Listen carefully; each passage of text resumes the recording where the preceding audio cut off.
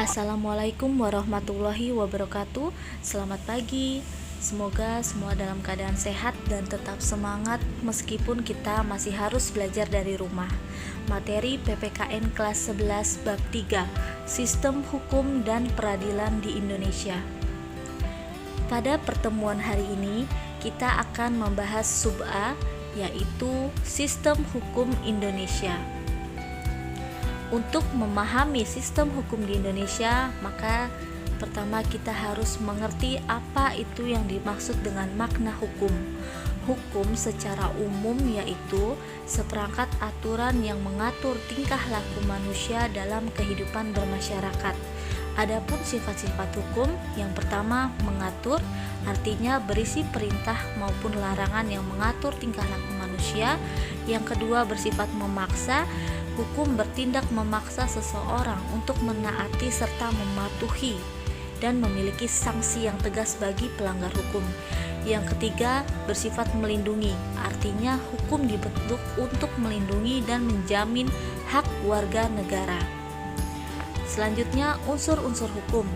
Unsur-unsur hukum terdiri dari aturan tentang tingkah laku manusia, berisi perintah dan larangan, dibuat oleh pihak dan lembaga yang berwenang, sifatnya mengatur, memaksa dan mengikat, dan memiliki sanksi tegas dan nyata. Selanjutnya, semoga masih tetap semangat untuk menyimak ya. Yang selanjutnya yaitu C, mengenai tujuan hukum. Hukum memiliki beberapa tujuan, yaitu menciptakan suasana damai dan tertib, melindungi kepentingan masyarakat, memberikan kepastian hukum, dan mencegah perilaku sewenang-wenang.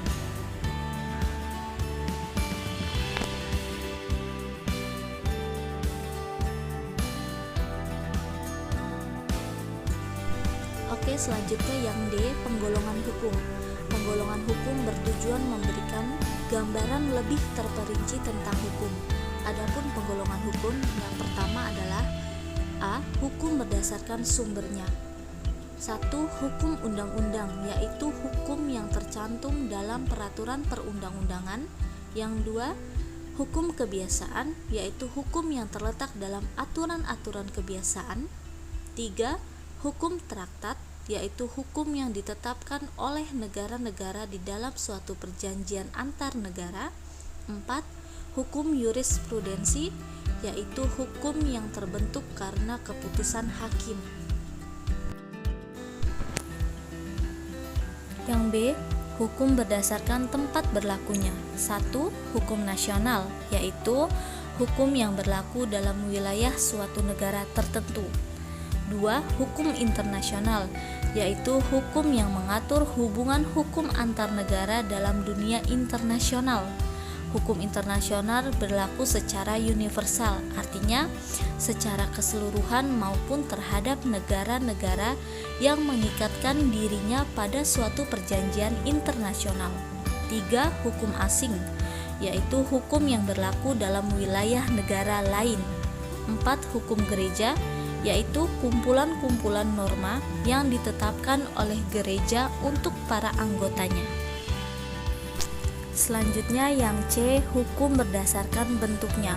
1. Hukum tertulis, yaitu dibedakan menjadi 2.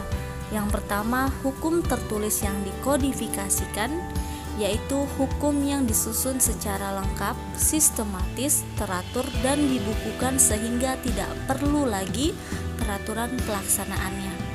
Misalnya KUH Pidana, KUH Perdata, dan KUH Dagang. KUH itu adalah Kitab Undang Hukum Dagang.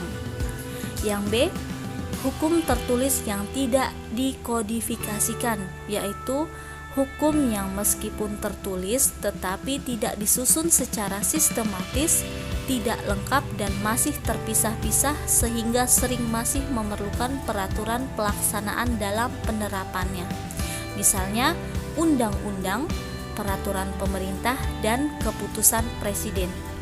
Yang kedua, hukum tidak tertulis, yaitu hukum yang hidup dan diyakini oleh warga masyarakat serta dipatuhi dan tidak dibentuk menurut prosedur formal, tetapi lahir dan tumbuh di kalangan masyarakat itu sendiri. Selanjutnya, D. Hukum berdasarkan waktu berlakunya. 1. Ius constitutum atau hukum positif, yaitu hukum yang berlaku sekarang bagi suatu masyarakat tertentu dalam suatu daerah tertentu.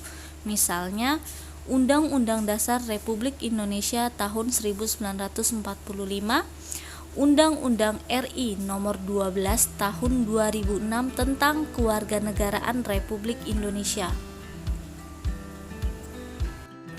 Selanjutnya 2. Ius constituendum atau hukum negatif, yaitu hukum yang diharapkan berlaku pada waktu yang akan datang, misalnya rancangan undang-undang.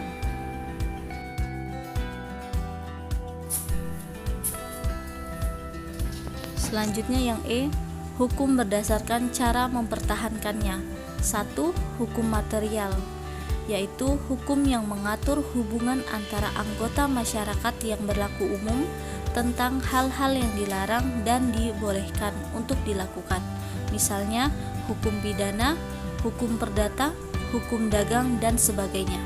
2. Hukum formal, yaitu hukum yang mengatur bagaimana cara mempertahankan dan melaksanakan hukum material, misalnya hukum acara pidana atau KUHP, hukum acara perdata, dan sebagainya. F. Hukum berdasarkan sifatnya.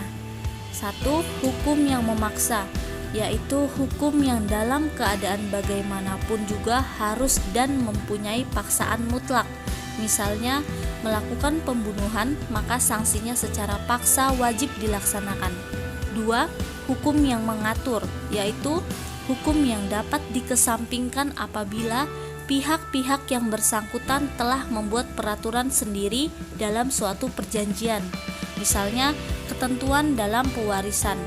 Pewarisan berdasarkan undang-undang baru mungkin bisa dilaksanakan jika tidak ada surat wasiat. Masih tetap semangat ya untuk menyimak. Selanjutnya yang G, hukum berdasarkan wujudnya. 1. Hukum objektif, yaitu hukum yang mengatur hubungan antara dua orang atau lebih yang berlaku umum. Dengan kata lain, hukum dalam suatu negara yang berlaku umum dan tidak mengenai orang atau golongan tertentu. 2. Hukum subjektif, yaitu hukum yang timbul dari hukum objektif dan berlaku terhadap seorang atau lebih. Hukum berdasarkan isinya. 1. Hukum publik, yaitu hukum yang mengatur hubungan antara negara dengan individu, menyangkut kepentingan umum. Hukum publik terbagi atas A. Hukum pidana, yaitu mengatur tentang pelanggaran dan kejahatan, memuat larangan dan sanksi. B. Hukum tata negara, yaitu mengatur hubungan antara negara dengan bagian-bagiannya. C. Hukum tata usaha negara, yaitu mengatur tugas kewajiban pejabat negara. Yang D.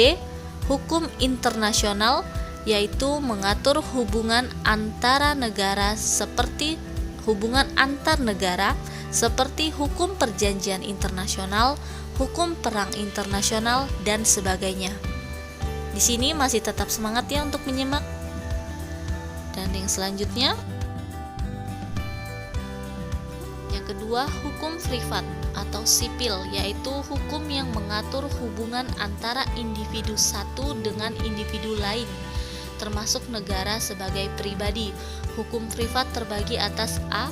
Hukum perdata, yaitu hukum yang mengatur hubungan antar individu secara umum, contohnya hukum keluarga, hukum kekayaan, hukum waris, hukum perjanjian, dan hukum perkawinan.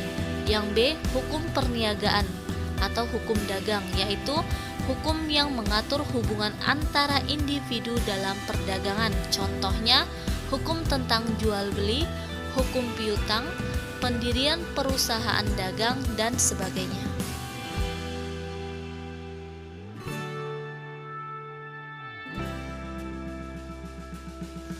Oke, itu tadi penjelasan mengenai 8 penggolongan hukum berdasarkan macam-macamnya. Yang selanjutnya adalah tata hukum nasional. Lahirnya tata hukum Indonesia itu terlahir dari pembukaan Undang-Undang Negara Republik Indonesia tahun 1945 dan naskah proklamasi kemerdekaan.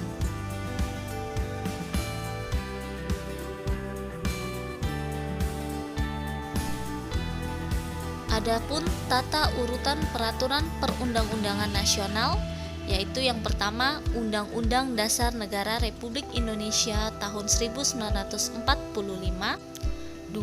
Ketetapan Majelis Permusyawaratan Rakyat atau TAP MPR, 3. Undang-undang atau peraturan pemerintah pengganti undang-undang atau biasa disingkat Perpu, peraturan pemerintah pengganti undang-undang. Yang keempat, peraturan pemerintah. Yang kelima, peraturan presiden. Keenam, peraturan daerah provinsi. Yang ketujuh, peraturan daerah kabupaten atau kota. Oke, untuk tata urutan peraturan perundang-undangan jangan sampai salah ya. Jadi kalian harus hafal dari urutan pertama sampai ke-7, tidak boleh salah. Oke, sekian untuk pembelajaran kita hari ini. Kurang lebihnya Ibu mohon maaf. Apabila ada pertanyaan seperti biasa, kalian ajukan pertanyaan pada Google Classroom dan jangan lupa dikerjakan tugasnya. Ibu akhiri, wassalamualaikum warahmatullahi wabarakatuh.